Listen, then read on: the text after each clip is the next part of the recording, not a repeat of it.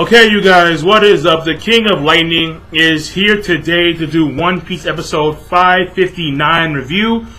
Before I get started, look down below for the preview of One Piece episode 560, the Facebook fan page, and the actual episode of One Piece 559 all down below. Now, when it comes to this episode of One Piece, the pacing was good.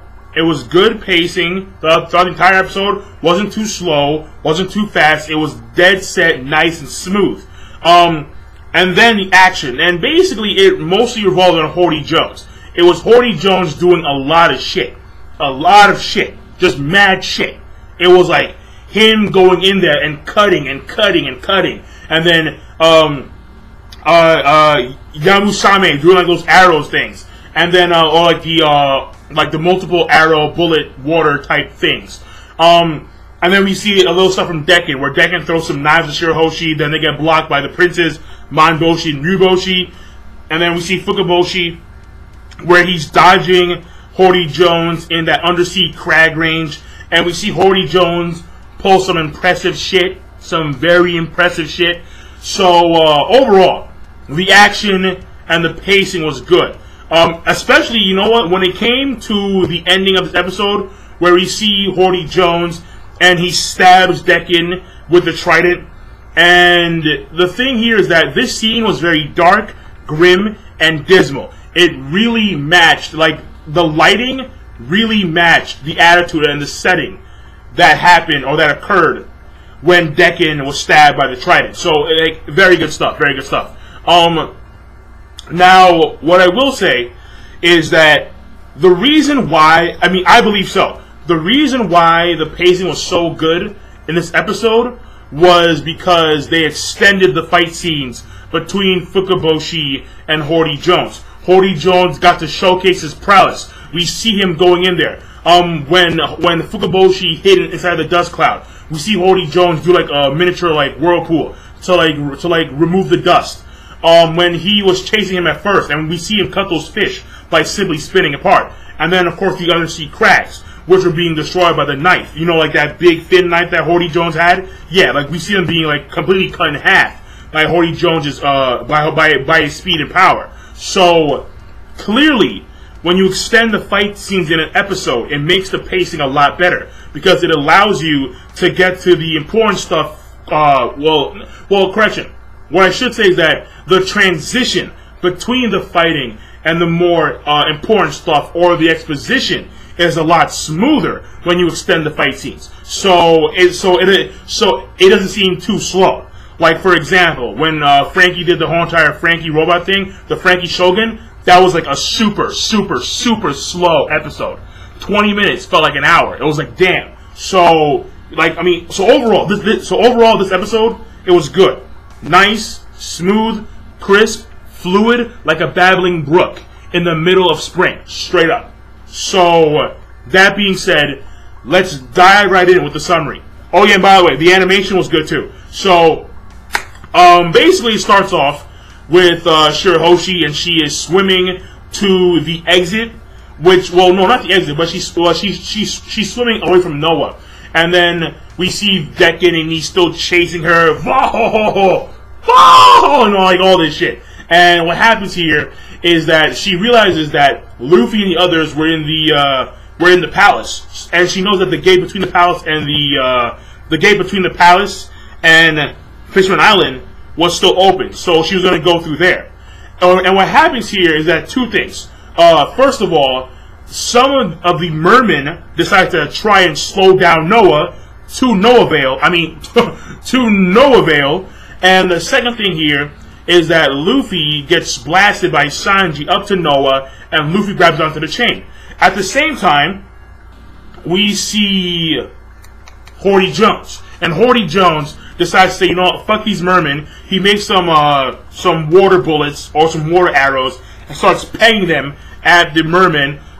They get blown off, a few of them die, all that shit. And, you know, Shirahoshi sees this, and she realizes that the people are willing to die for her. And she feels the need to try and save the entire island, you know, because, you know, that makes sense. And at the same time, Luffy is working his way up the chain, as is Hody Jones. Now, at some point, And by the way, there was no action with Zoro, Sanji, Robin, Frankie, like none of that stuff. It was all Luffy, Hordy Jones, the princes, Decken, and Shirahoshi. Now, Shirahoshi, she managed to get outside of the bubble. Noah follows. And by the way, I must point out, Noah is like, what the fuck? Like, seriously, if I were to gesture at Noah's size, I could probably say that when it comes to height, Noah is probably around 3,000 or 4,000 meters. And when it comes to width, I'm going to say 5,000 to 6,000 meters. Because it's very big. And Fishman Island itself is a pretty big island, considering the fact that it can fit 5 million people.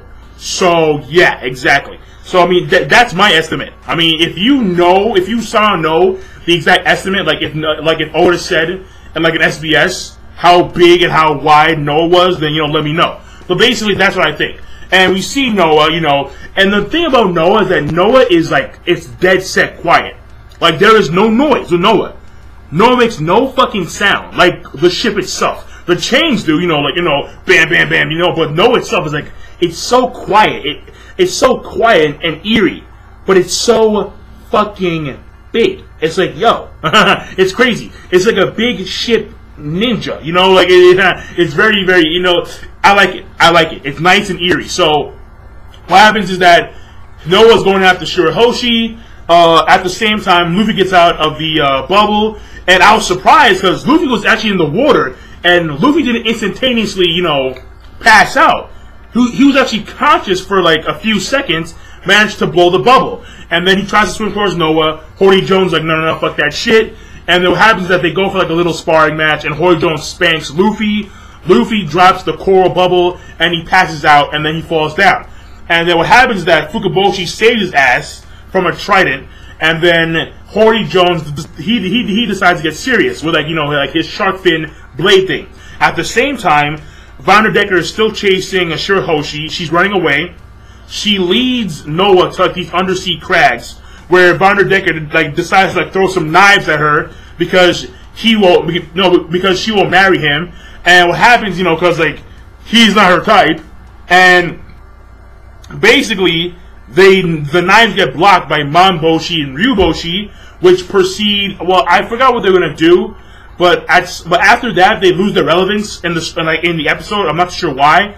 I figured that they were gonna go and rush after Decken, but they didn't. It's like I forgot what they did. I really do. But basically, what happens is that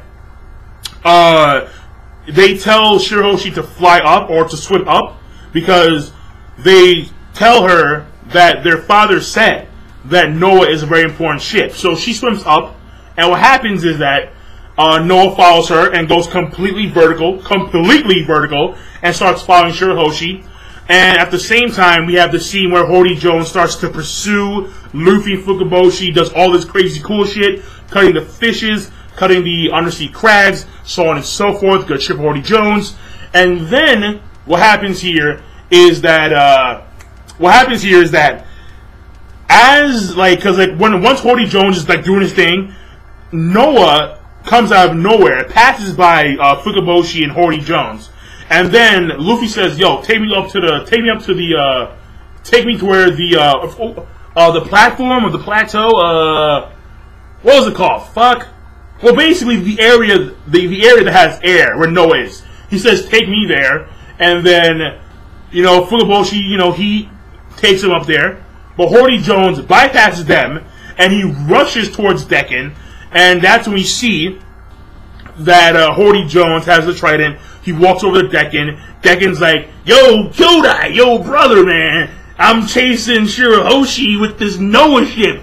Good idea, right? Yo, did you kill the king yet? He's like, I got a better idea. And then straight up, stab, how do I kill you? And I was like, whoa, okay. And then we see that Noah is completely vertical from the palace and the island. So, what happens if Vanderdecker dies or passes out, then his ability is no longer active, which means that Noah will come crashing down upon the palace and Fishman Island, which means that they are completely fucked, pretty much. And at the same time, before Hordy Jones stabs Decken, Fukaboshi tells Luffy that he has a plan, and we're gonna see this plan come to fruition in the next few episodes. So overall, episode was very good, nice, crisp, smooth, like a babbling brook in the middle of spring, and the animation was good. But the best part, I think, was definitely Hordy Jones. Yeah, I mean, look, even though Hordy Jones, in a lot of people's minds, is a shitty villain, and the thing about this is that people have to consider the fact that Hordy Jones is not supposed to be. He's not supposed to be that powerful in comparison to Luffy and Sanji and Zoro and Brook. He's not supposed to be. Because if he was that powerful, then I would recommend Oda doing another time skip. Seriously. Because, I mean, no. Like, that's the one thing I never understood. Like, oh my god, Hordy Jones is so weak, man. What the hell? It's like, well, do you want Luffy to struggle in Fishman Island? Not even a new world? Like, whoa. I would really question Oda if Luffy couldn't kick Hordy Jones' ass. I'll be like, yo, we need like 4 time skips, because I believe that when it comes to this series, there is going to be at least 2 more time skips, or at least either 1 or 2 more time skips. Because the way I see things is that Luffy right now is nowhere near the level of Whitebeard or Aokiji or Akainu or Kizaru, so there has to be another time skip. And then there should be another one, because Luffy, in my opinion, has to be stronger than the Whitebeard of old. The Whitebeard of old, the person who had the power to destroy the world. He must be stronger than that Whitebeard in order to attain One Piece. That's what I strongly believe. So there should be at least 2 more time skips in One Piece. But overall, oh yeah, and one more thing. If you take notice of this, do you think that pre-time skip Luffy with the gear 2nd and the gear 3rd, with like no hockey, pre-time skip Luffy, do you think he could beat Hordy Jones? I don't know. I don't know. That's a question. I mean, could pre-time skip Luffy even get past the Kraken? I mean, I'm just saying. Food for thought. So even though Hordy Jones may appear to be weak and pathetic and stale, fact of the matter is that he's supposed to be. Because if he wasn't, and if Luffy was struggling against Hordy Jones and his cohorts, then I would really recommend another time skip. So, like, right after Fishman Island. So that being said, King of Lightning, be sure to rate, comment, and as always, subscribe. Again, look down below for the preview of One Piece episode 556, the fan page, and the actual episode of One Piece 559. So, I'll see you guys later. Good night.